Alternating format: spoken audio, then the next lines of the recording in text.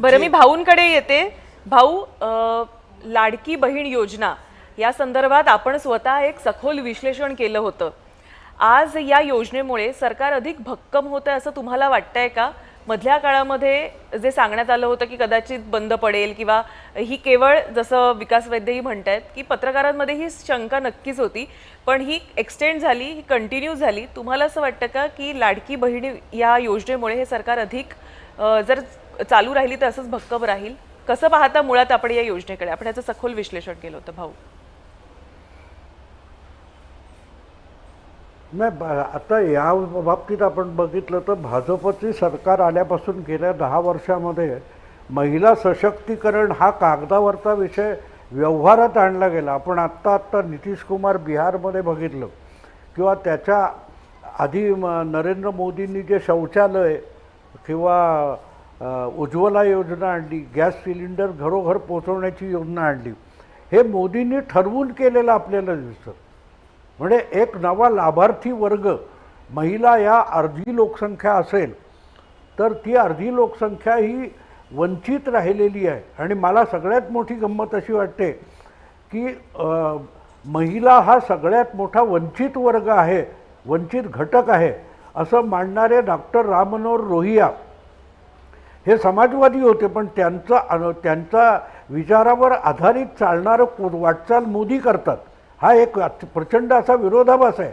आणि सगळेच्या सगळे मूळचे लोहियावादी, आमचे लालू प्रसाद यादव, नितीश असेल किंवा अखिलेश यादव, मुलायम यादव, हे सगळे लोहियावादी आहेत, हे मोदी विरोधी आहेत. हा प्रचंड एक विरोधाभास आहे. पण मोदींनी अत्यंत ठरवून केलेला हा विषय आहे.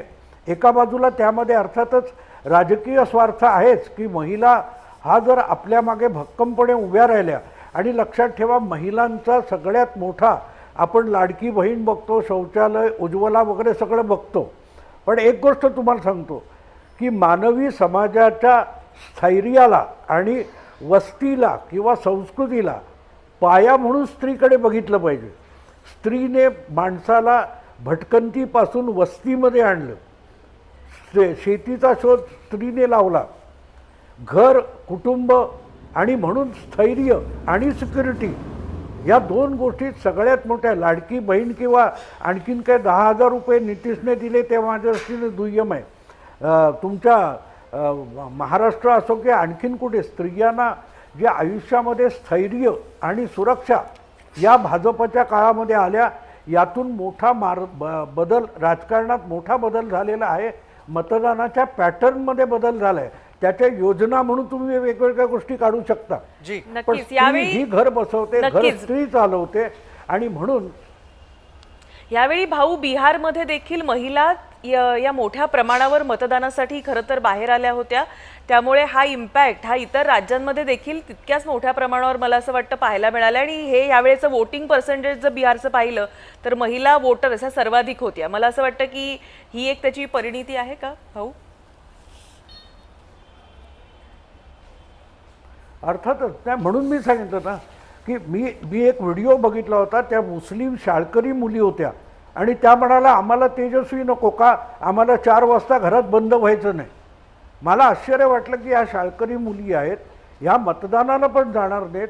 मग यांना कुठून कळलं तर घरात त्यांच्या आया, मावशी, आत्या ह्या काहीतरी असं बोलत असणार. आणि त्यामुळे मुस्लिम महिलांमध्ये सुद्धा सुरक्षेचं प्राधान्य लक्षात येतं.